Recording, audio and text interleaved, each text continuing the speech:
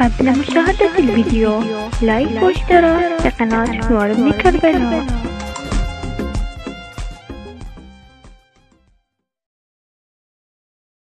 السلام عليكم، معكم نور بن كربلاء. رسميا تم تعطيل الدوام الرسمي يوم الثلاثاء القادم المصادف 25 رجب. المحافظات المعطلة هي: أولا بغداد، ثانيا ديالى، ثالثا المثنى، رابعا ميسان، بمناسبة زيارة الإمام الكاظم عليه السلام، وعند إعلان عطلة رسمية أخرى سيتم نشرها بأقرب وقت.